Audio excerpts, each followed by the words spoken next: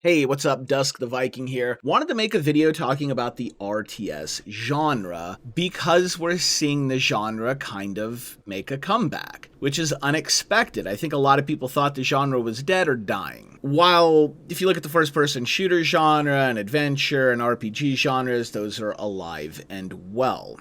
But if you look at those genres, you see something that you don't see in the RTS genre, and that's a ton of innovation and evolution. Let's take the first-person shooter genre, for example. You've got everything from battle royales and extraction shooters to things like CSGO, Valorant, and, Rainbow Six Siege. The adventure and RPG genre are the exact same way, have just evolved and branched out. RTS has done very little innovation and is mostly just kind of rehashed some of the same elements over and over again, while mostly just adding gimmicks to a lot of the games that in some cases made the games worse. However, with Age of Empires 4, we see the genre kind of going back to its roots and trying to just improve on the things that were good instead of tacking on a bunch of gimmicks. And as a result, Age of Empires 4 exploded with popularity and sold a ton of copies. They were describing it as a miracle launch. And now we've got Company of Heroes 3 coming out here very soon, and it looks like they're doing the same thing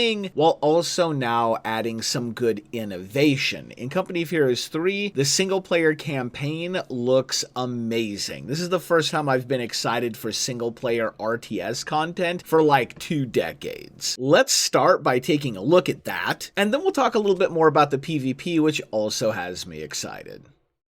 What you are seeing here is a Total War style tactical map. This is where the single player gameplay will happen, but you will notice that it is very zoomed in compared to Total War. You're not just going to manage territories here. You're going to have to do things like secure airfields for your air support, supply lines, etc. It seems to be an extremely immersive, very tactical single player experience with untold amounts of replayability. You, of course, also still get to do classic RTS gameplay. The tactical map, like Total War, is only one half of the single player experience. Now let's talk about the PvP in Company of Heroes 3, which is the part that I'm going to be playing the most. Like Age of Empires 4, it looks like Company of Heroes has went back to its roots of Company of Heroes 1, with a much cleaner, straightforward setup, while at the same time, taking the lessons that they've learned about PvP and balance from Company of Heroes 2. I'm very excited for this. One thing I want to point out too are the new tech trees in Company of Heroes 3. These will change each faction so dramatically that you actually end up with multiple sub-factions. Things like gaining access to units and losing access to other units, which is probably something really interesting to people who were not interested in Company of Heroes before due to the lack of factions. As a result, Company of Heroes 3 is going to have a lot more diversity. Now let's talk about some of the negatives of Company of Heroes. There's a lot of complaints about the graphics. I pretty much disagree with all of this because so far what we've seen is an unfinished product, and the graphics are typically the last thing you put your final touches on.